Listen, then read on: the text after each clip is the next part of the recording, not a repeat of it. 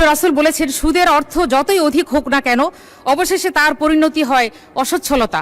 এইটি কেন আপনার দৃষ্টি এড়িয়ে গেল বুঝলাম না, কারণ এটি তো বাংলাদেশ বর্তমান। আমরা জানি যে বর্তমানে অর্থনৈতিক কাঠামো, দেশের অর্থনৈতিক অবস্থাটা ভেঙে পড়েছে। দেশে কর্মসংস্থান, উৎপাদন ও বিনিয়োগে স্থবিরতা বিরাজ করছে।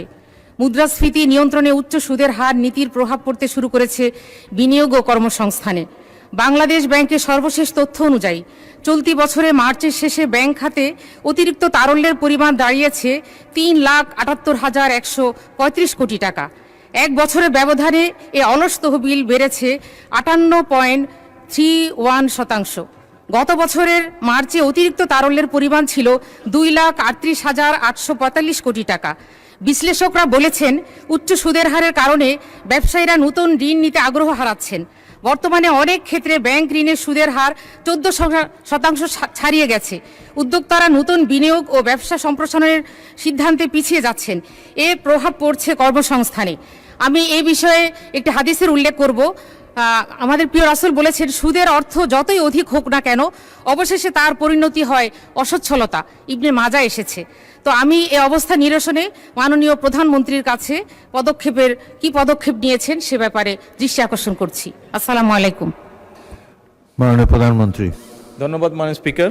মাননীয় সংসদ সদস্য, আপনার প্রশ্নটি একটি খুবই গুরুত্বপূর্ণ এই কারণেই, আপনি যদি নিজেই আপনার স্ট্যাটিস্টিক্স যেটা আপনি উপস্থাপন করলেন সংসদের সামনে, সেটা যদি আপনি দেখেন, আপনি সব এক বছর আগের স্ট্যাটিস্টিক্স আপনি ওখানে উল্লেখ করেছেন।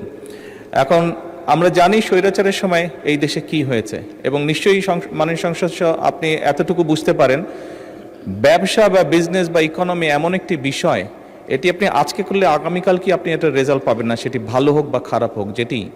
সেই জন্য এটি আপনি যেমন খারাপ পলিসির কারণে এটা স্পিল ওভার ইফেক্ট যেরকম আস্তে আস্তে আমাদের কাঁধে এসে পড়েছে, ঠিক একইভাবে এই জিনিসগুলোকে কারেক্ট করে নিয়ে আমরা যেই বর্তমান সরকার যেই পদক্ষেপগুলো নিচ্ছে, এটার স্পিল ওভার ইফেক্ট বা এটার একটা পজিটিভ রেজাল্ট পেতেও মাননীয় সংসদ সদস্য কিছু সময় আমাদের জন্য অপেক্ষা করতে হবে। সব সময় সুদের হার কমালেই যে বেনিফিট পাওয়া যাবে তা নয়। আমি একটু আগে, আপনি নিশ্চয়ই খেয়াল করেছেন যে একটু আগে আমি বলেছি যে এই বিষয়টি নিয়ে আমরা পর্যালোচনা করছি। যদি ক্ষেত্র বিশেষে দেখা যায় যে সুদের হার কমালে বেনিফিট পাবেন ব্যবসায়ীরা, দেশের অর্থনীতি বেনিফিট পাবেন, তাহলে নিশ্চয়ই আমরা সেটি করব। তবে এখানে আপনি বাংলাদেশ ব্যাংকের স্ট্যাটিস্টিক্সগুলো পড়লেন, কিন্তু সেখানে বোধহয় যদি আপনি আরেকটি তথ্য উল্লেখ করতেন তাহলে বোধহয় ভালো হতো। নিশ্চয়ই আপনি পত্রিকায় দেখেছেন, আপনি তো রিসার্চ করে এসেছেন, যেভাবে আপনি পড়লেন তাতে বোঝা গেল বাংলাদেশ ব্যাংক যে 60,000 কোটি টাকার একটি ফান্ড তৈরি করেছে, যে বিভিন্ন শিল্প যারা বিভিন্নভাবে সমস্যার সম্মুখীন হচ্ছে, তা যাদের এর মধ্যে যাদের ক্রেডিবিলিটি আছে, সঠিকভাবে যাদের ক্রেডিবিলিটি আছে, যারা সত্যিকারভাবে ব্যবসায়ী, তাদেরকে অল্প সুদে, ওটা বোধহয় 9% সুদে তাদেরকে ইন্টারেস্ট রেটে তাদেরকে সহযোগিতা করা হবে। এইটি কেন আপনার দৃষ্টি এড়িয়ে গেল বুঝলাম না, কারণ এটি তো বাংলাদেশ বর্তমান।